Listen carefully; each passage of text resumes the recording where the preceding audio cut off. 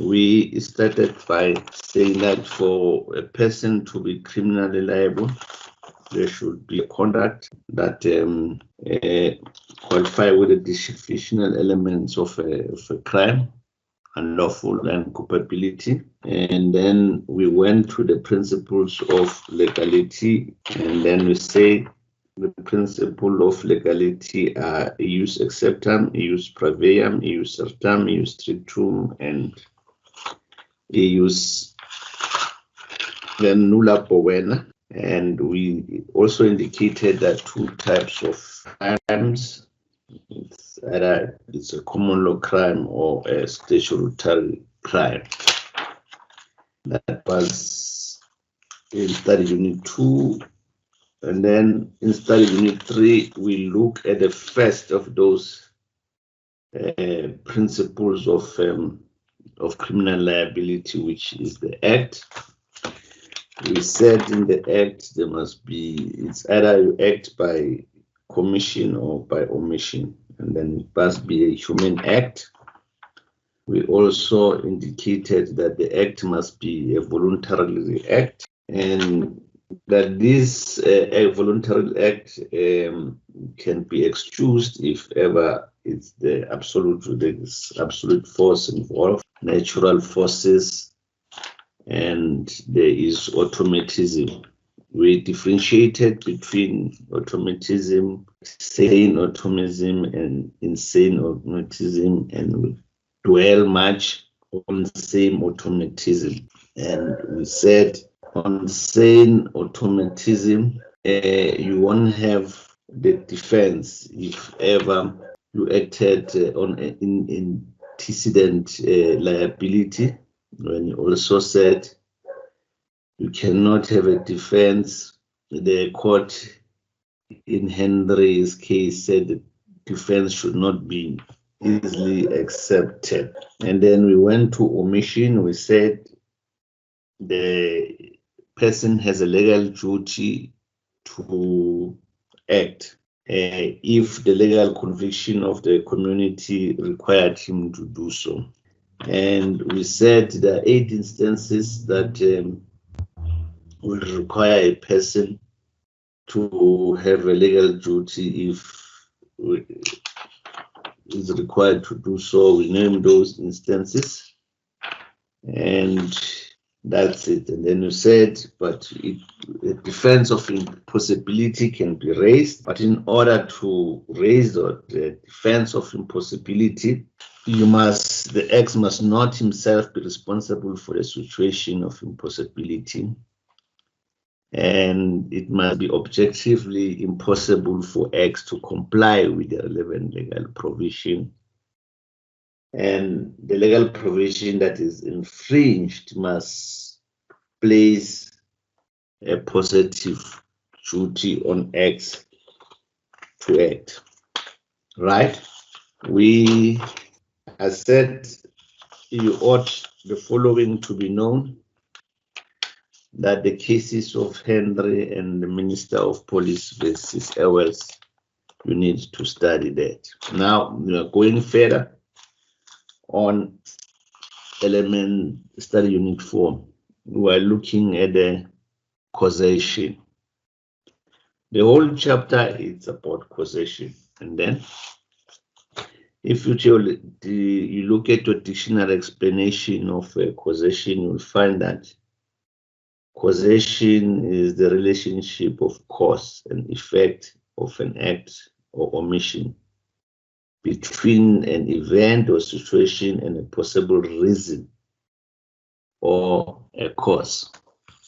Now, causation is closely associated in criminal law with the conduct of a person.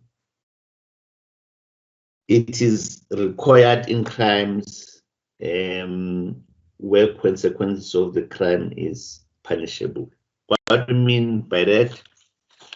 Let's go to your study guide, page 47. On study guide, page 47, 4.31 defines the relationship, the difference between formally and materially defined crimes. And then it states that formally defined crimes and materially defined crimes. In the case of formally defined crimes, the definitional element prescribes a certain type of conduct, irrespective of what the conduct is. And then, for example, they give an example of perjury and possession of drugs. And in materially defined crimes, they said it is referred as a result crime and is known as a consequences of, usually will be murder, homicide. They give an example of homicide and arson. Now, causation is more concerned with results crime, materially defined crime, as explained in page 47 and 48 of your study unit, study guide. Let me give one example where causation means. Causation, we said, it's more dealing with a materially defined crime. Example, murder. Let's take X and Y are having an argument. X stabs Y in the heart. Y dies within minutes after being stabbed by X. Second example will be X stabs Y in the stomach, for instance. Y is taken to hospital. Y dies in hospital, maybe let's say after 6 hours, or let's take 2 days after he's been treated by the hospital. The question in the two scenarios will be, can X be charged with murder in both examples? Now, for X to be charged with murder, there must be a causal link between the conduct of X and the death. That means the Y's death. There must be a link that connects them. The causal link must be both be the fact as well as legal, the end results. The end results, that means causal link must be equal to both the factual causation and the legal causation. Now, what we need to explain is the factual causation and what we mean by factual causation and what we mean by legal causation. Now, how the court determines factual causation is using the theory of conditio sine qua non. In that case, every inquiry is factual. If the court is satisfied that the conduct of X is indeed the factual cause of Y's death. No, not Y's death. It's the factual cause of having caused a certain stabbing, let's say. It doesn't end there. Now it goes on. The second challenge will be, is there a legal causation? Why? Now we go to the legal. The aim is to determine whether the conduct is sufficiently linked to the death of Y and is to hold X liable. To do that, the court asks whether the results, let me say, the court will ask itself whether is it reasonable, fair, and just to hold X for the death of Y. How the court does that is it apply what we call a policy consideration. Now, let's go back now. What we have said. We have said that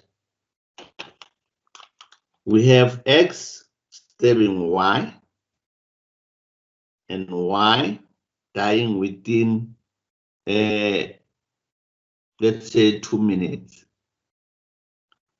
The question will be asked, did the conduct of X cause Y was a factual fact? If indeed it is a factual fact, the next question is being asked, is the factual causation can be attributed to the legal cause of Y's death? And in order to do that, the court used a flexible approach. Now, the flexible approach is called policy consideration. If you will go to page 55, I think, of your page 55 of your study guide, you will find that there is in a box causal link, and then there is equals to factual causation plus legal causation. Now, what I said to you is, to determine factual causation, we use conditio sine qua non theory. What is conditio sine non theory? Right? Conditio sine non qua theory is explained at page 50 of your study guide.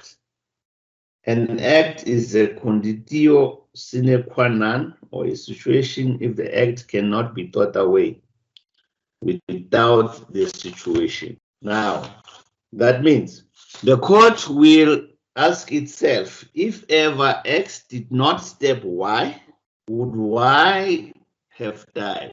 The question is no. Now, that question in terms of law is too wide, because now we can go back and say, right, if ever the manufacturer of a knife did not make that knife, would Y have died? The question is no. So still, that conditio sine qua non doesn't answer the legal question. For example, if ever you were not given birth to, you will never have died. If we look at page 51, it says, if we apply the conditio sine qua non test, we could identify a seemingly vast number of events as the cause of Y's death. If X stabs Y with a knife and kills her, then it is not only the stabbing that is conditio sine qua non Y's death, but also, for example, the manufacture of the wife, its sharpening, its sale by the shop owner, even negative factors or antecedents will constitute causes of Y's death. For example, the fact that Y did not evade X blow, or the fact that Z neglected to warn Y of X evitation. We would even challenge if we're not parents, X would not have existed, and therefore the parents were also the cause of Y's death. The same could be said about ex-grandparents. And in this vein, we could also go back all to the way to Adam and Eve. The theory is criticized for being too wide and of little value in determining the liability of X to have caused Y's death. Because of that, the second criterion is being used, which is called legal causation. Now, are we any questions so far? Now I'll go back again.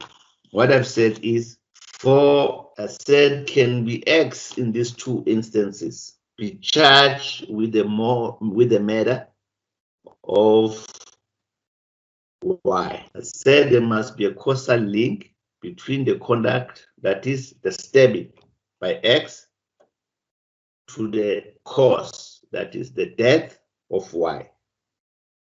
Okay.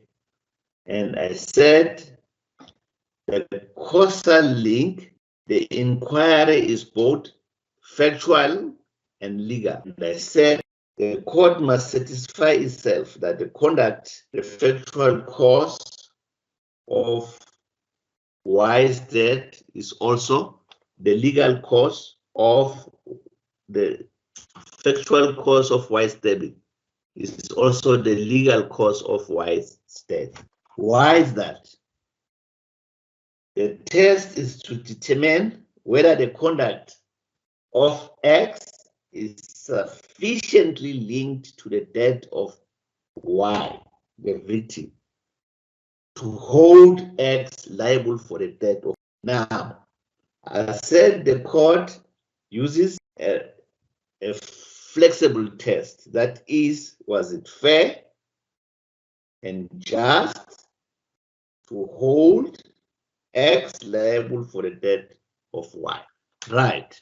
I'm asking again, any questions so far? Because as we go on, things tend to be a little bit complex. Right. The two tests I said, the factual cause is determined using the Conditio-Quenan theory. And then said the Conditio-Quenan theory is being criticized for being too wide and having little value in determining the liability of X for the Y's death. Said you must read paragraph, the third paragraph on your study guide, which explain why is this theory not suitable. And it goes to say, now if that theory is not suitable, is being supplemented by the second criterion, which is called legal causation. Now, the legal causation, I said, to hold policy consideration. The legal causation is flexible. That three theories in particular that are used. One is individualization theory. Two, generalizing theory. And three is the novus actus intervenis. Now, if we look at page 51, I'm sorry, it's not page 51, it's page 52 of your study guide. It says the gray area there, which you must know.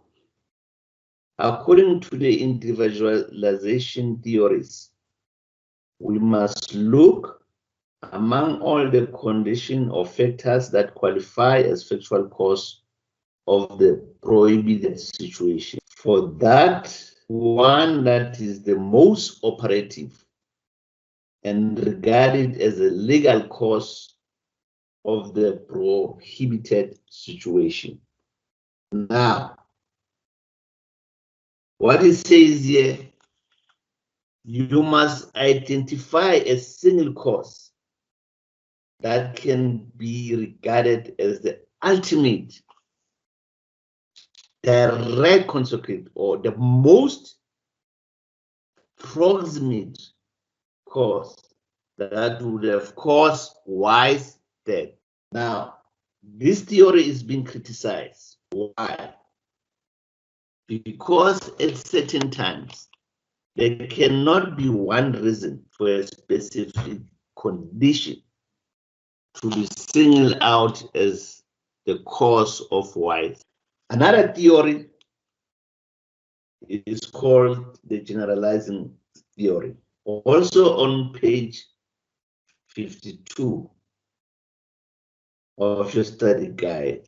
Another gray area which you must know.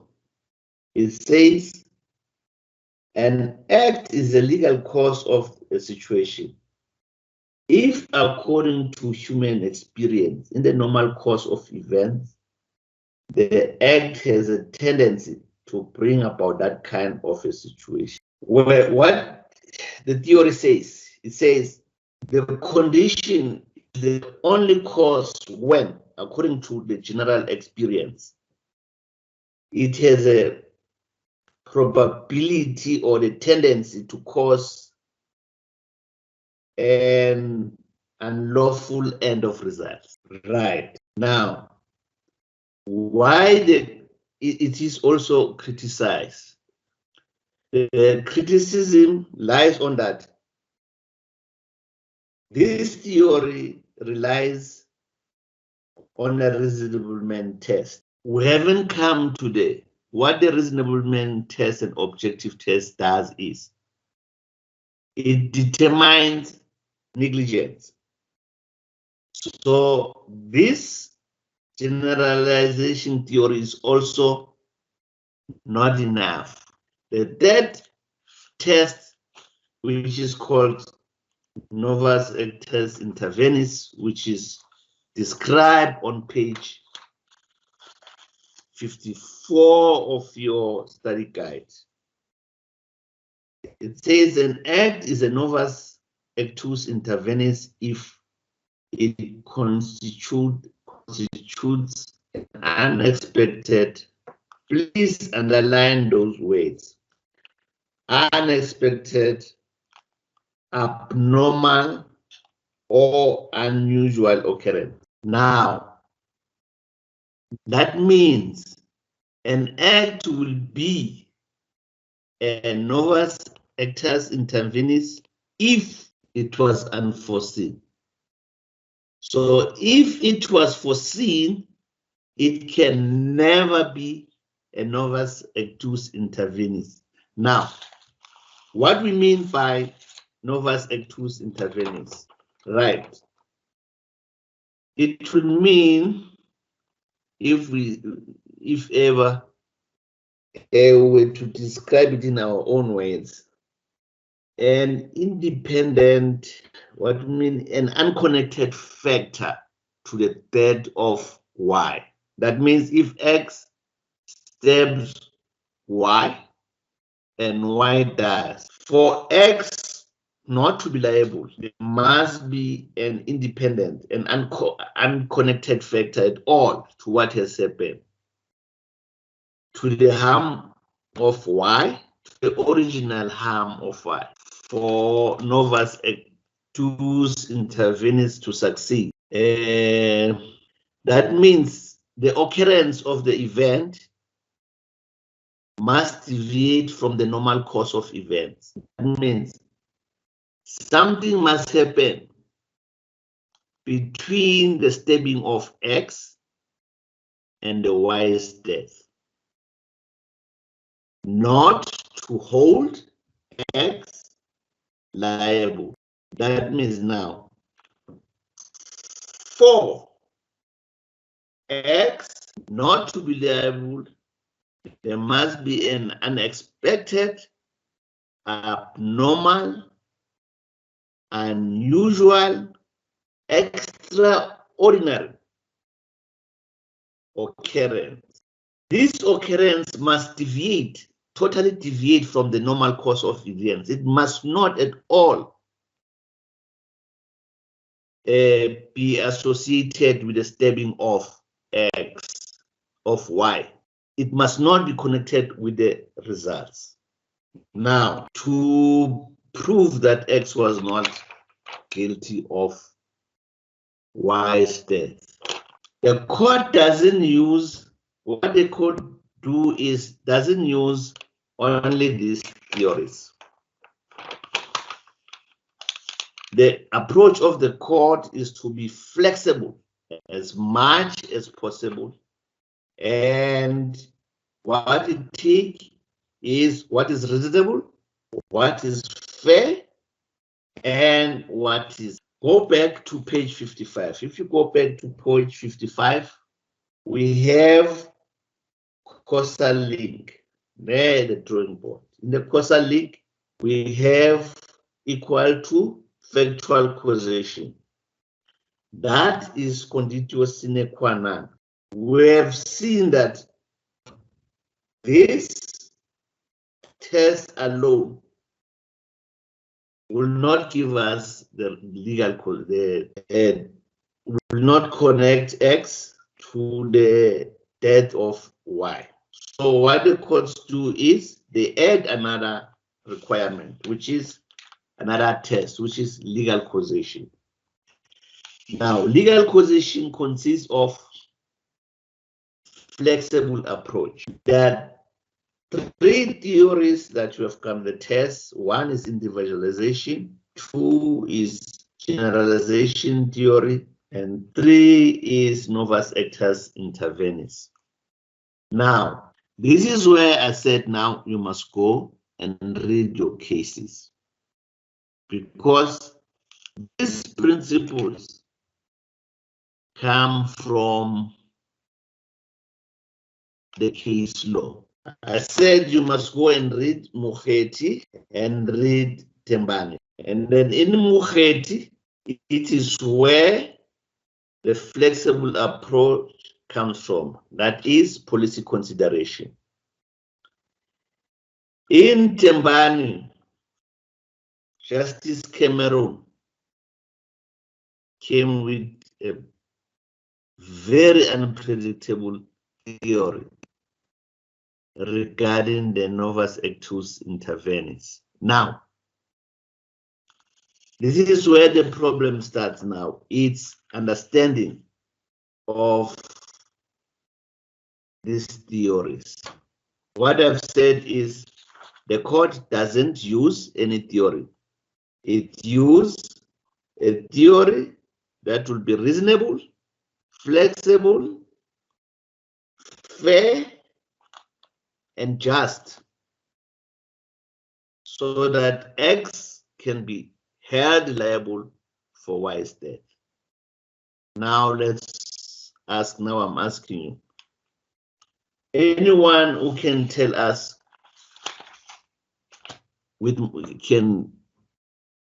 anyone who wants to contribute with Tembani case? Anyone who would tell us the facts about in Tembani? What was the legal question and what was the decision of the court? The facts of the case are that the assailant, this is the Tembani case, right? The assailant shot his girlfriend Yes. 2 times. Yes. The girlfriend was hospitalized. Yes. And after 14 days, passed away. Yes. And and then the assailant appealed the case because he was I think convicted of murder or was found criminally liable. The legal question now was whether X was the legal cause, not X, but the assailant being Tembani was the legal cause. Yes. The accused was the legal cause for the death of the then girlfriend. Yes. Perfect. And that's the legal question. Okay. That's the legal. Now, can I help you there? Okay. Yes. They did find that the actions of Tembani, the accused, was a factual cause of death of his girlfriend. But the question was the proven facts Okay, the legal cause of death. Am I correct? We have the legal that's yes. We have the factual cause proven. Conditio sine qua non is proven. Yes, she's short. Can you continue there then? All right. So the court was to decide whether medical treatment provided to the victim or the deceased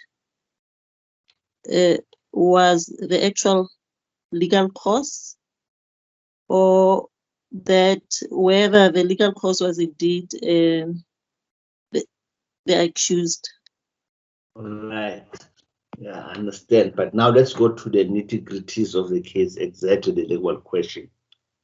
We have three theories here: individual, generalization, and novus actus intervenis. Okay.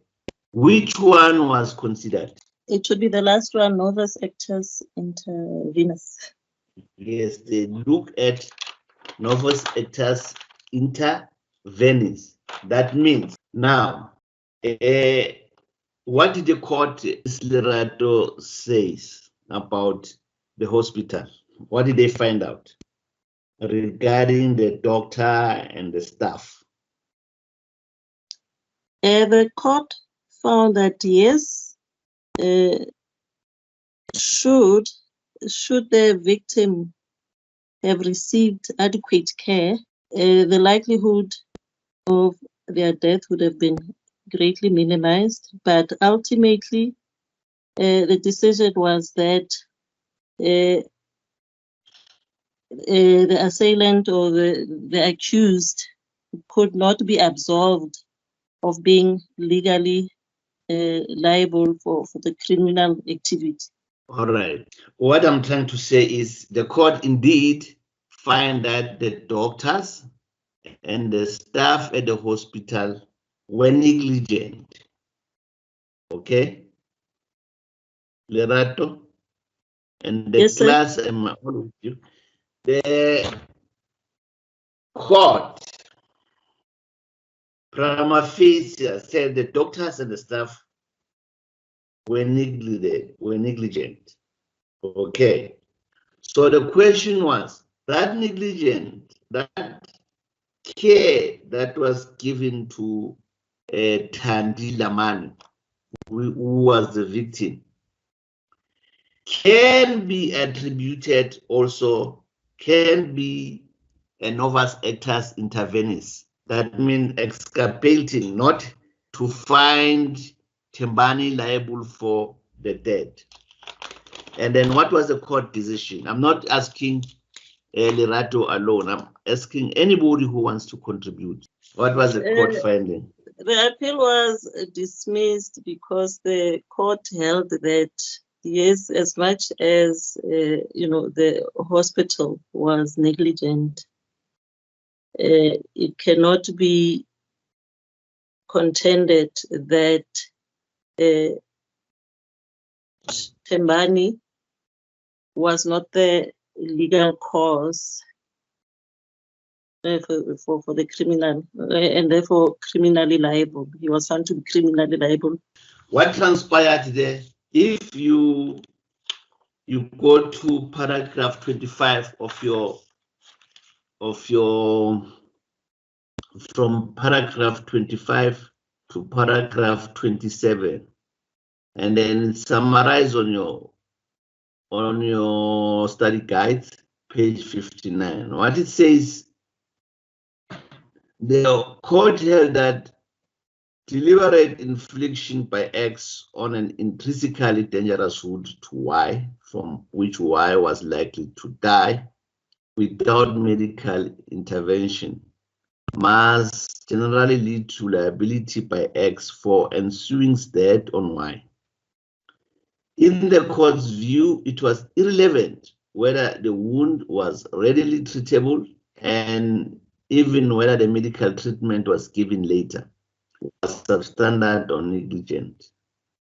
X will still be liable for Y's death. The only exception will be if Y had recovered to such an extent at the time of the negligent treatment that the original injury no longer posed a danger to her life.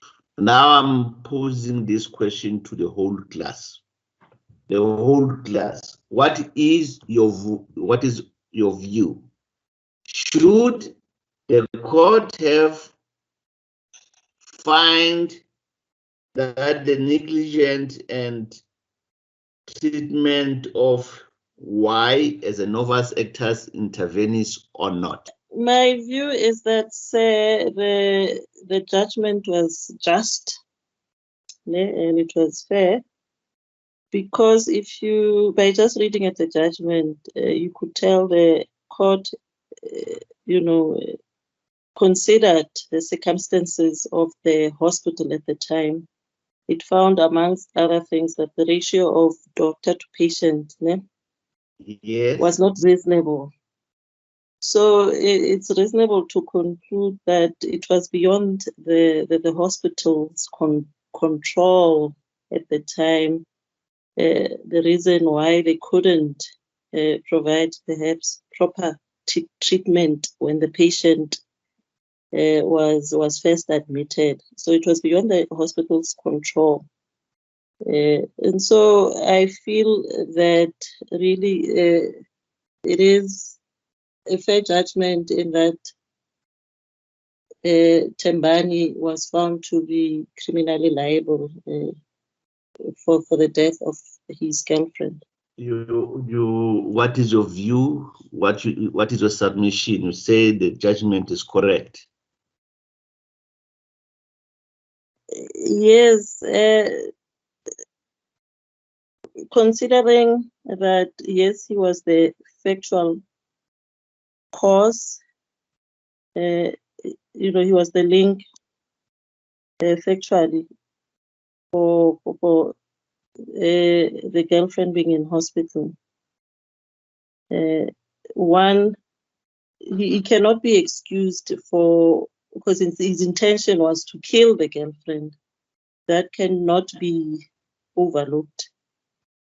So I don't know what to say, but I just feel it's fair. It wouldn't have been right to charge or to say the hospital was the legal cause, because it was beyond the hospital's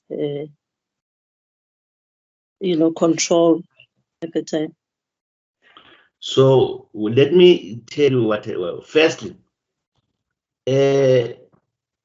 we have the court firstly said the appellant, which is the accused, who deliberately inflicted an intrinsical fatal wound consciously, embraces the risk that death might ensue.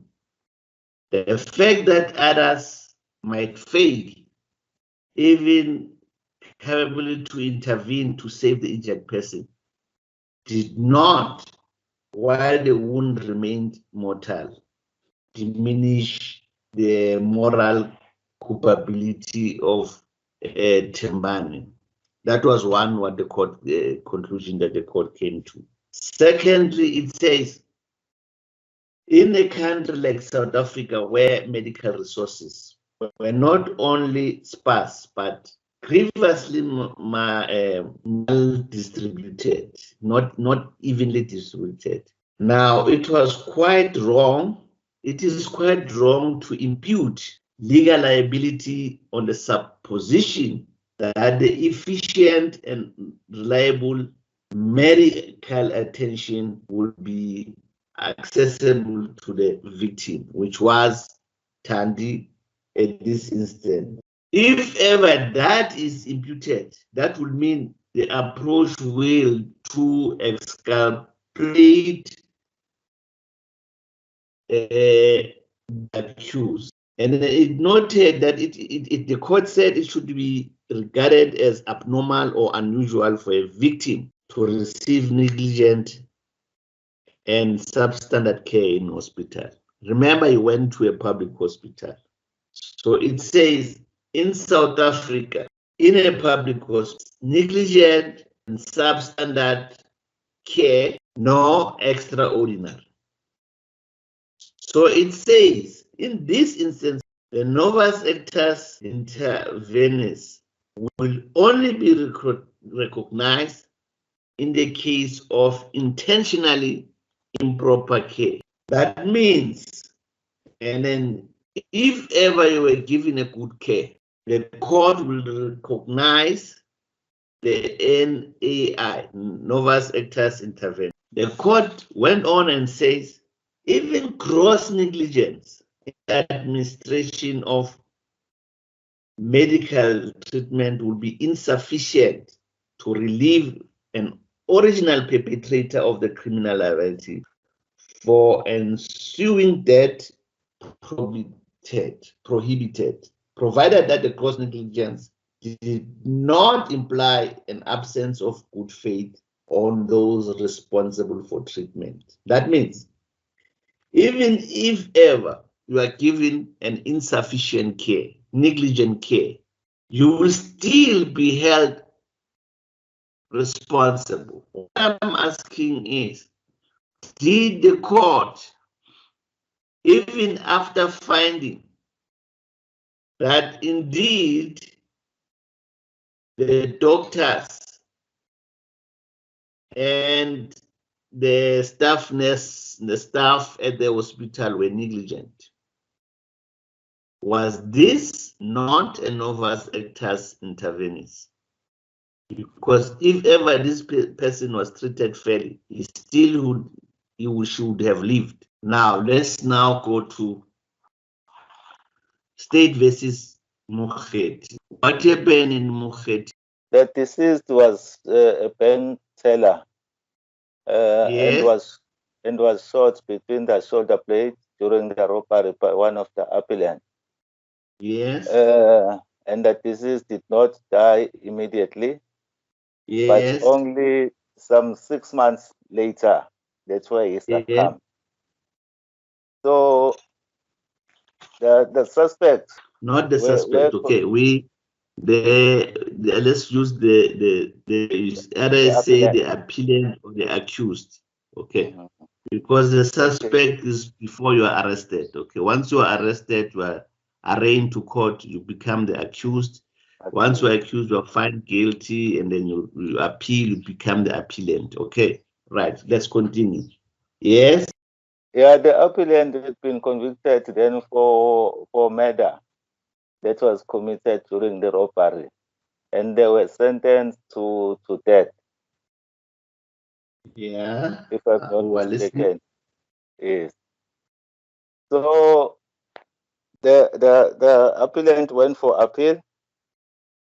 On appeal, it was considered on behalf of the appellants that although the shooting of the deceased was a cause of the deceased death, it was not a lethal cause of his death. It was, can you repeat that? Although the shooting of the deceased was the cause of the deceased death. Use factual causation and legal causation. Okay. Yeah, it was a factual causation of death. But it was found that he was not a legal cause of his death. It was not a legal cause of death. Yes. Right. That was during the appeal. Yeah. Yes. And then what policy came out of that case? What was policy consideration? Anyone who knows what policy consideration came out of the case? Right. In these instances, the court came to the conclusion that if ever you are injured and you are treated and you yourself are negligent, you do not listen to the doctor's instruction, for the mere fact of not listening or not adhering to the doctor what he had said. That can be the novus actus intervenis. That is the legal question. And that was a decision taken by the court. Now we also have State versus Daniels. In S versus Daniels is X and Y. X shot by the face, but he was not killed. He would have ultimately died in 30 minutes' time if he doesn't receive medical attention. Y appears unbeknown to X should Z dies. Now, the question is, between X and Z, who is the cause of death? Now, there were 3 judges in this matter. 2 says X is liable. 1 says no, he's not liable, he's only should be found guilty of attempted murder.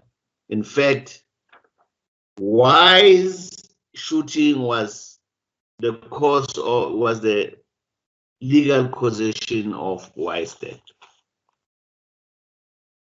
Now, another question that comes to court is in Clodion's case.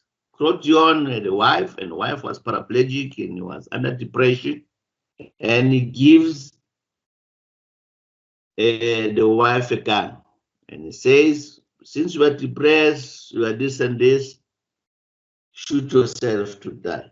Then the wife takes a gun, a revolver, and shoots herself. And then now the question is, of course, there is a factual causation by the husband. The question is there a legal causation by the husband? In this instance, because there was no causal link between, because there was no, the court came to say, no, there is no link between the husband and the wife, legal, not legal causation. It went to appeal division. The appeal division says there is. Can you see that now? Now the question is, in all these instances, if the court find that there was a conditio sine qua non for the death of X or Y, can that be also be taken as a legal causation if there is a factual causation? Now, the court doesn't use one approach, what you need to know. It uses flexible approach. It cannot use individual theory. It cannot use adequate theory. It cannot use novus actus theory. It can use any of those theories, and it can also go beyond those theories in terms of policy consideration to be fair, just, and reasonable to the accused in order to find him liable, criminally liable for that death. That was decided in Mukheti's case. In a case, if the appellant is found on a factual cause and not in the legal cause, what happened? Does the sentencing change or? Well, there is what we called, what in law is called competent verdict.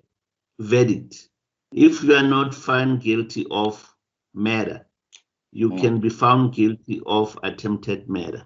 If you are not found guilty of attempted murder, you can be found guilty of assault. Okay. That means the first one, it's murder. The next one will be attempted murder. The next one will be assault, like that. Right, because you attempted to kill somebody. It doesn't have to go scot-free from the court. Okay. Okay. Right. Yeah. Right. Can I ask you to do this now and see if ever you can? Now, X, please write down. X shoots Y. X shoots Y, but he misses. In an attempt to escape, X runs into a building. However, shortly before she runs into the building, Z, who has nothing to do with X, had planted a bomb inside the building because he has a grudge against the owner of the building. The building explodes, killing Y. Now, can you work it out? Let's discuss if ever. Can X be the cause of Y's death? What do you say? The question is, X wants to kill Y. He shoots at Y. Y runs into an empty building. If Y runs into an empty building, and then, but now, in that building, Z had planted a bomb, and then it explodes, killing Y. Is X liable for Y's death? Of course, he's liable of Y's death, because if X didn't want to kill Y, he wouldn't like go to he wouldn't like run the building. I think that's it, man. Now let's do like this, okay? You tell me that I'm asking whether there's a causal link between Y's death and the action of X. Will you answer me in terms of factual causation, which is conditio sine qua non, and legal causation using the three theories? And then let me see what answer you come back with. I would say X is the factual cause of Y's death, because if X hadn't shot at Y wouldn't have run to the building and died. But I wouldn't consider X as a legal cause, because X didn't foresee that in that building there's a bomb that was planted, that when Y ran into the building, died because of the bombing. So what would you say? Okay, X would be what do you say in terms of, can I say something? What do you say in terms of the theories? Okay, theories I would use novus actus interveniens, because of that unforeseen act by Z. Unforeseen act by Z. No, by, not Z, by the shooter who's X, okay? Oh, yes. He did not, remember what we said. We said for X to be exonerated from liability in terms of this theory of novus act intervenis, there must be an unexpected, abnormal, or unusual occurrence. So do we regard now this bomb as an abnormal, unusual occurrence that has caused a Y's death? Yes, I'm listening. I'm still with you, Vusek. Oh, okay. I would say that is unexpected, because when one runs into a building, you are looking for refuge or a place of safety, not necessarily expecting that there is a bomb. There is a bomb. Do you agree now that you have to look at the factual causation and the legal causation. Okay? Yes. Look Yes, at yes. all the theories.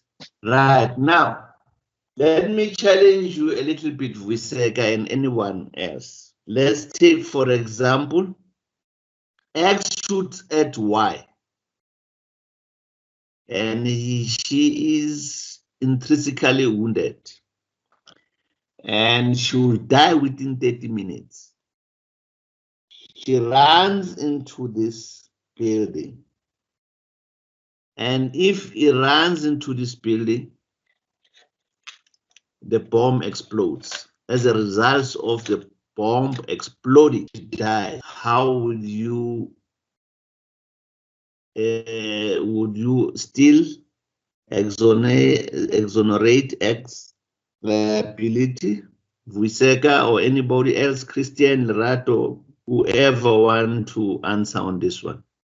Since the wound is intrinsically fatal in any case, and the person would have died within 30 minutes, I would still hold X liable as a legal causation for Y's death. You will find both factual.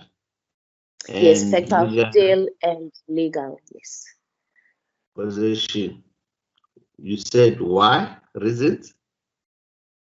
Reasons for the factual causation, because X's act of shooting, then conditio sine qua non, and the legal one is the intrinsic wound that was infected on Y, and which within 30 minutes Y would have died in any case. Which case law will you use? Which case laws? Lerato, can we help us? Yes, which case law will you use? I'm not sure about the case law, sir, but I am slightly of a different view. Okay, tell us your different view. Okay, so X shoots Y, yes, and so there's factual causation, yes, but yes, and we are saying X would have died. I'm presuming it's a he within 30 minutes, but it is not the wound that kills him, right? It's the explosion of the bomb. So I do not believe he is the second part, which is the legal causation, because he's not the actual. He does not die from the gunshot wound, but rather from the explosion. From the explosion. Looking at the wound of the deceased, he was not gonna be able to recover, sir, I assume. And then, which case law would you use? Can you use Tembani case? Let's look at page 57, all of us. The Daniel's case, the explanation of Daniel's case. Right? In Daniel's case, 1983, and see if ever we'll have a different view concerning what we have been given here. X shot Y in the back with a revolver. Y fell to the ground, but was not killed. However, he was wounded seriously enough to die if he not received medical treatment within 30 minutes. Shortly after Y fell to the ground, Z appeared on the scene and shot Y in the ear. X and Z had not previously agreed to shoot Y. In other words, they acted independently of each other. Z shot was the immediate cause of Y's death, and there was no doubt that there was a causal link between Z shot and Y's death. The question was whether X also caused Y's death. Now, let's translate these facts that I've given you to this. Now, it is not Z short that kills Y. It is Z bomb. Can you see that? Now we're substituting Z short with Z bomb.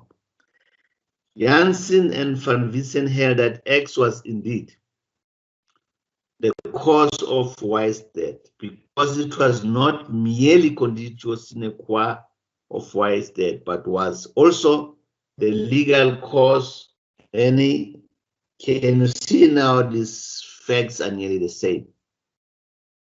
Janssen J applied the conditio sine qua non theory as follows. If X had not shot Y in the back, and Y had not fallen to the ground as a result of these short wounds, Z would not have had the opportunity to shoot Y in the head, thereby wounding him fatally. X was therefore an indispensable condition and factual cause of Y's death. Now, the scenario I've given you is similar to this one of Daniel's decision case, to say, okay, the majority said no, but there was a dissenting judgment, okay, by Trent Groove on page, if you look at the next page, he says no. According to this judge, the shot to the head was a novus actus intervenis, since according to his interpretation of the evidence, the person who fired it acted completely independent of X. It was this person that caused Y to die when he did. Trent Groove stated that X was guilty of attempted murder only. The other two judges of the who heard the appeal did not deal with the question of causation, since according to their interpretation of the evidence, X and Z had previously committed with each other at the common purpose to murder Y, according to two judges. Now, let's say now they're acting independently. Would you say the actions of the conduct of Z was a novus actus interveniens? The two judges says is liable in terms of conditio sine qua non. The other one says no, there is a novus actus intervenis. What do you say? Right now, let's go to another example besides this one. Let's take another example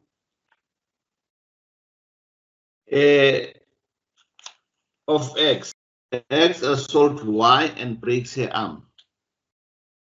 Z, who is witnessing the assault, decides to help Y by taking her to the hospital for treatment.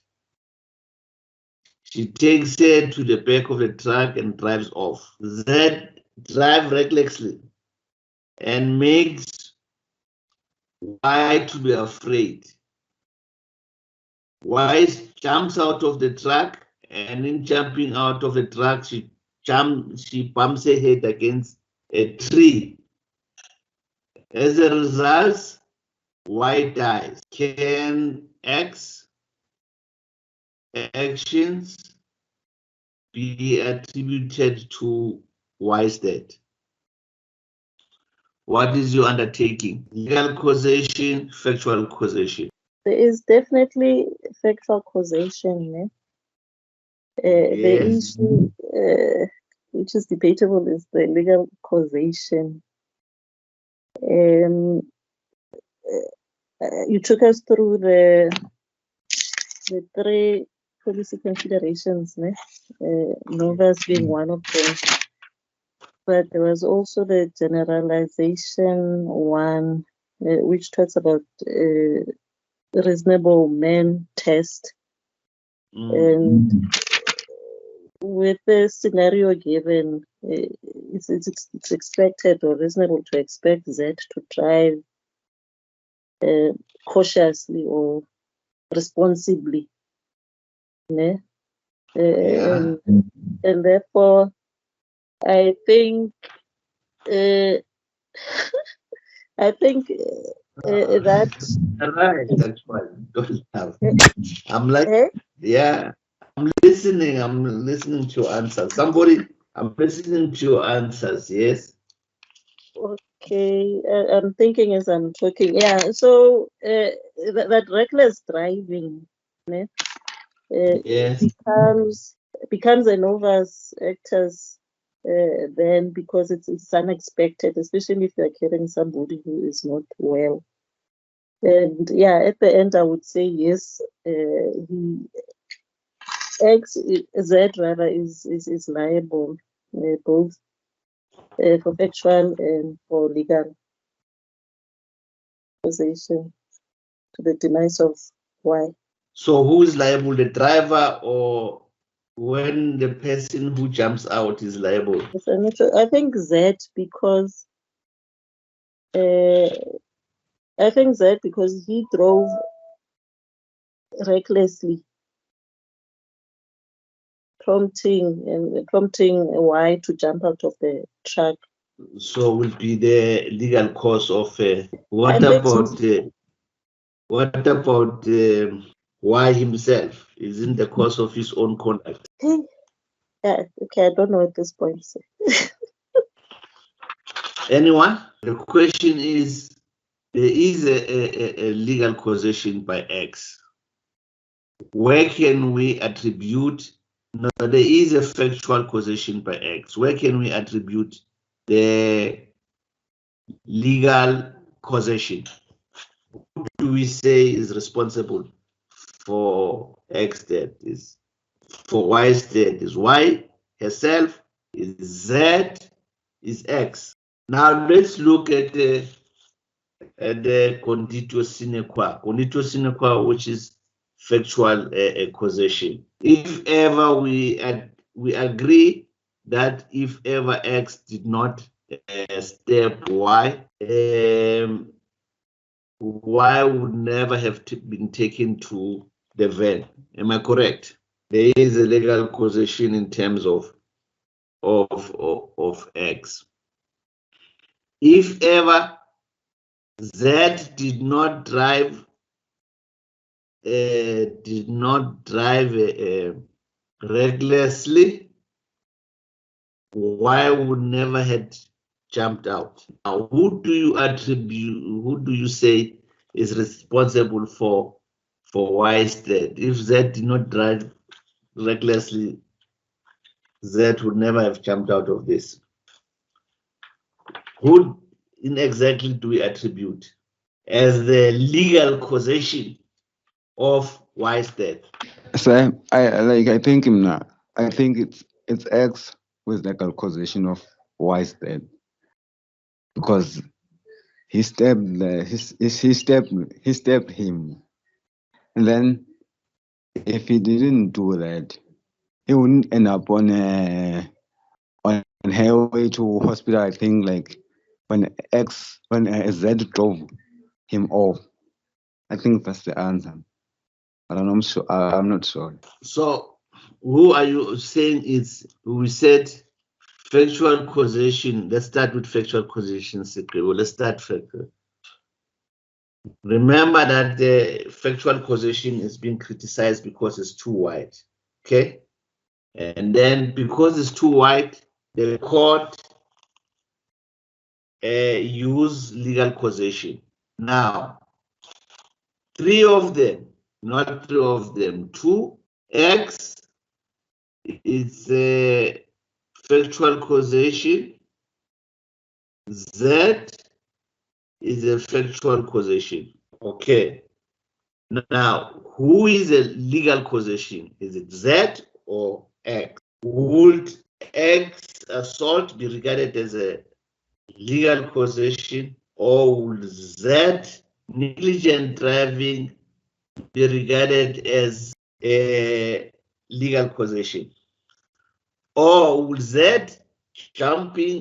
Y jumping out of the track be regarded as a legal causation? Vuiseka? I would say, Prof. X. I would just say he's the factual cause of Z's death, but not the legal cause, because when you're considering the policy considerations and the adequate theory of causation, normally under normal circumstances, when one is assaulted on the arm, that wouldn't cause death. Okay. And then I would say for Z, he was the factual causation of Y's death because of the negligent driving, as well as the legal cause. As well as Because court.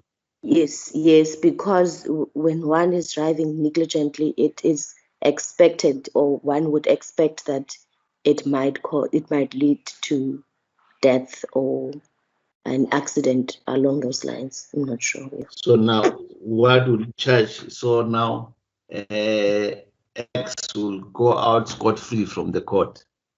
X would be charged with attempted murder because of the factual cause, and Z will be charged of murder. But he stabbed while in the arm. To expect somebody who stabbed in the arm to die. No, maybe assault. Yes, assault. You charge him with assault. Yes. And then what do you do now? The person was helping, taking somebody to hospital. He is driving recklessly and abnormal, unexpected, and an unusual occurrence in this instance. Now I'm asking you, do you expect somebody to drive up when somebody is being stabbed in the arm? Is taking that someone to hospital? Do you expect that somebody to drive recklessly? No, sir. No. So now, what happens to that? She's a novus actus intervenis. Yes, okay. So X cannot be held liable for the death of. It can only be a factual causation, but not a legal causation. All right. Sikiwe, do you agree with us? Me and Visek. I'm looking at the state of mind of this of Z. When he was rushing this person in hospital, obviously he was like in the state of panic, shock, trying to assist. So I don't think he can be say it's legal causation. I don't know. My opinion, though. Right. Now, but do you agree that Z's action in the normal circumstances, do you expect it? Because if you say now, driving recklessly, it's not an abnormal and unexpected and unusual occurrence in that situation, then X must be found guilty of murder. Do you get what I'm saying? Mm. We find that the action of X is conditio sine qua non. Mm. He is a factual causation. Now we are saying, being the factual causation of this occurrence, he is also the legal causation of Y's death, because you would have expected Z to drive recklessly. Christian, what do you say? Yes. Yeah, no, I understand. At least it can be saying maybe it's culpable homicide, at least not murder, because it was not his intention to kill a Y. He was trying to assist, you know. I don't know. That's my view. Maybe culpable homicide can agree, but not murder. Not murder to Y. To Y. Yes. So you'll say it's both factual, is just only a factual causation, not a legal causation. Yeah, it can be legal with Z, but not in the charge of murder. It can be at least a culpable homicide. No, I understand. But in this instance,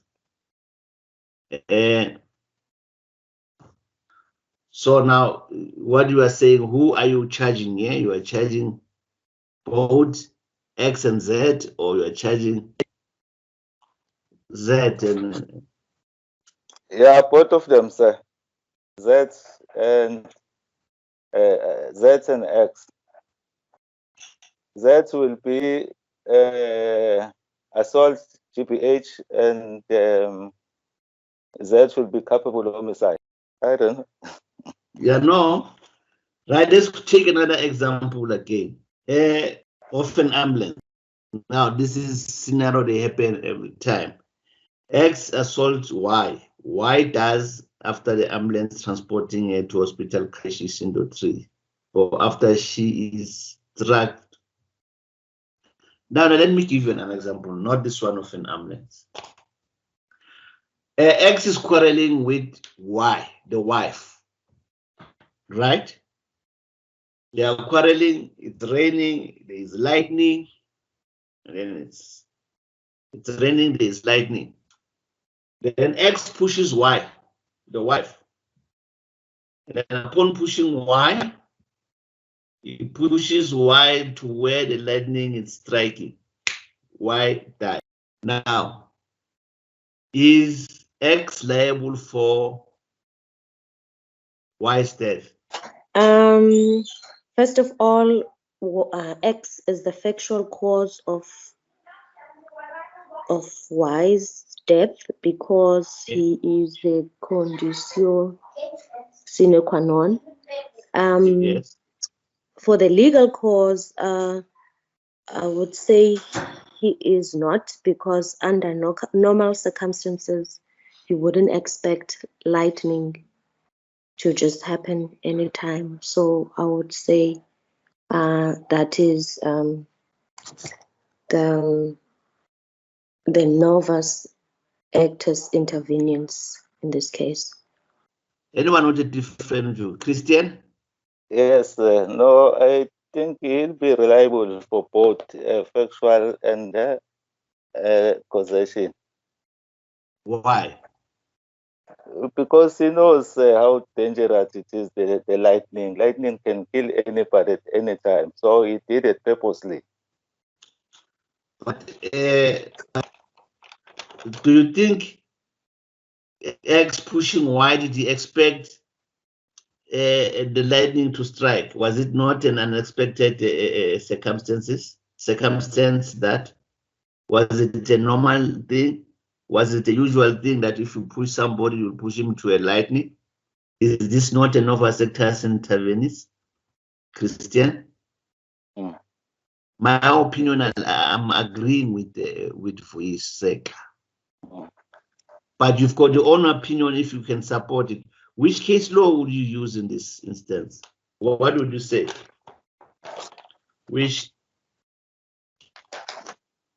Now let's leave it there. Now let's change the scenario, Christian, and you tell me, if ever you find somebody, this is a real case that happens now, right?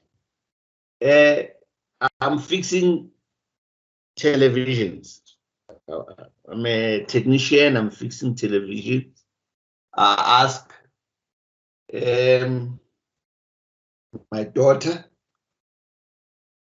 to give me food, and then it takes time to give me food. By the time he gives me food, I'm already angry, and we quarrel, and I push air in my workshop. Upon pushing her, and then TVs fall upon her, and the result is she dies.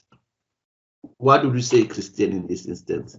Using the flexibility approach, do I expect the person to let me give you a chance to explain the whole how to approach this problem?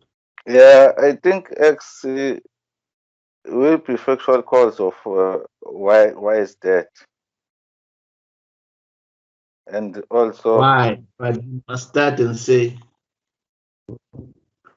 right, why would you say so? And which case law would you use? we can say why it is condonation sin quite known. Right, factual cause is conditio sine non, right? Conditio, right, and then we understand why do you say it's conditio sine qua non? I would say X is the factual cause because of the conditio sine qua non. Yes. Also, I would say he is the legal cause, taking into consideration the Daniel's case. If you say the daughter died immediately, Yeah. yes, that's So all. there is no problem. Like it's like X stabbing Y and eating in 2 minutes time. But Yes. did I expect the television sets to fall upon her and that she dies? Is this not an overzealous intervenist? By pushing someone, do I expect it that an abnormal TV, is it a normal thing that the TV does so? Fall upon someone in my workshop. All right, let's do this now. What we have done now is we have done our second installment on criminal liability. The first one that we went through was the Act. This one is the definitional elements of a crime. And then we said that two groups that crime can be grouped into is formally defined and materially defined crime. And formally defined crime would be like perjury, possession of drugs. For example, they say if possession of drugs is a crime, and then what now the certain that type of a crime prescribed is the conduct. And then we said the materially defined crime, what did prescribe is the result, that is the end result, that is death. No matter how that death comes, you mustn't commit death. And then we said causation is closely connected with the materially defined crime that is prohibited. Thou shalt not kill. Okay. Now, I said you must go and study page 47 and 48. And then I said X and Y are having an argument. X stabs Y in the heart and Y dies within minutes after being stabbed. I said now to find X criminally liable for the death of Y, there must be a causal link between the conduct of X and the death of Y. The conduct of X must be both factually as well as legal. That is, the end results must be both factual and legal. I said the factual causation is determined using the conditio sine qua non theory. Conditio sine theory is criticized because it's too wide. I said you must look at page 47. They tell you why is constituency qua non-theory is not suitable. And then I said because of its deficiency, being too wide, and thus it has little value in determining the liability of X. The court have a second criteria that they use, which is legal causation. Now, what we have is causation is equal to that you must prove one, factual causation, which we use constituency qua non theory, and two, plus, not alone, plus legal causation. Legal causation is proof by a policy consideration, which is a flexible approach. It's not one approach, it's different approach. One theory is individualization theory. The second theory is generalization theory, which is adequate. The book says adequate theory. And another theory that they use is novus actus intervenis. And we said the court, they don't look at these theories alone. They can go beyond this for the sake of reasonableness, fairness, and just. Where do we get that principle? We get that principle from Mukherjee's case, that the courts will not only look at these theories, we also look at what is fair, reasonable, and just. Right. And then we went on and says that the theories are being criticized, and I gave you why the criticism, why they're being criticized. Now, from there, we said now, we need to learn the cases, Mukherjee case, Tembani case, Grodion case, and Daniel's case. These are four classic cases that you need to get the principles. Now, the principles in Mukherjee, the principles in Tembani, and the principles in Grodion, and the principles in Daniel's will definitely solve the problems that we are given. You must know the Mukherjee case. What happened in the Mukherjee case? Mukherjee was working at the bank. He was shot. After being shot, he went to hospital. He recovered. After 6 months, he went back to work. After going back to work, the doctor said, okay, you must keep changing your position so that you don't have pressure sores. And then Mukherjee did not do that. No, the victim did not do that. As a result, the victim died of pressure sores.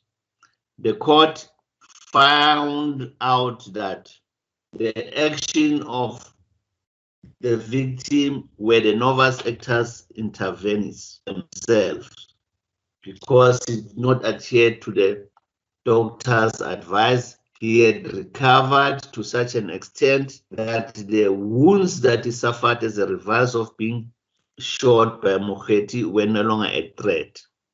So that was the facts, and in the Mukherjee case. In Tembani's case, Tembani shot his girlfriend with 2 bullets. He went to hospital. She went to hospital. The girlfriend went to hospital. 14 days. He died after 14 days.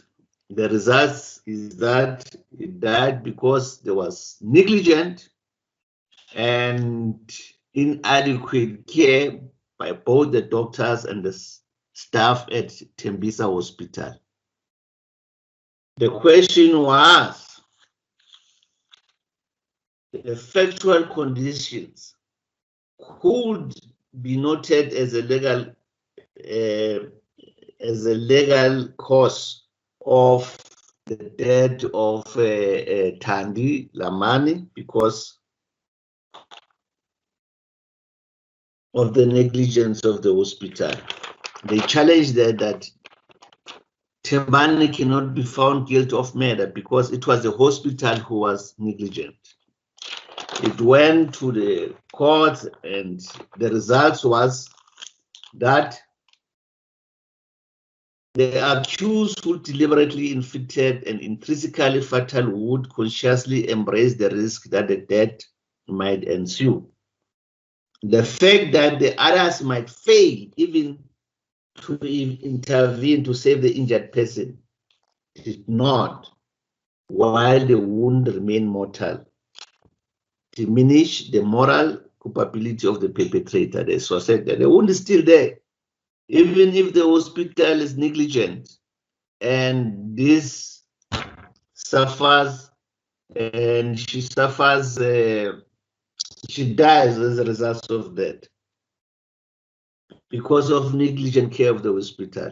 We cannot say X, the shooter, is not liable. One, they consider the hospital of South African situation. It says South African negligent care and gross negligence in South Africa. Public hospital is not an abnormal and unusual act. We live normally through that thing. The judge also went and said, even gross negligence in the administration of medical grants would be insufficient to relieve an original perpetrator of the criminal liability for ensuing death. So they consider all that and they say, yes, indeed, the appellant, who was the accused in this instance, was both factual and legal causation of death of Thandi Lamani. Now, we also have a case in S versus Daniels, where X shoots Y. And then Z comes from nowhere. And then within, if X comes from nowhere and he shoots at Y, Y dies as a result of Z shot. The question is, was there the factual causation of X was also the legal causation of Y's death? The court says two judges came to a conclusion that yes, it is. One judge says no. So we know that two judges, the majority judge wins. And then we also have a Groot-Dion case where also the same question of legal causation and factual causation comes into play. Husband and a wife. The husband gives a depressed wife a gun to shoot herself. The wife shoots herself because she's in a wheelchair, she's depressed, and then now the matter is taken to court. The court says no, there is a conditio sine qua non in the actions of the husband, but the conditio sine qua cannot be said to be the legal causation. The matter is taken to court, to the appellate division on the question of law. And the court says if ever I give somebody who is depressed a gun to shoot himself, and that person shoot himself, I cannot expect that to be a novus actus intervenis. So you have to know this case. You have to know if ever they give you the problems pertaining to causation, how would you answer those questions? All right, that's for today. Thank you. Bye.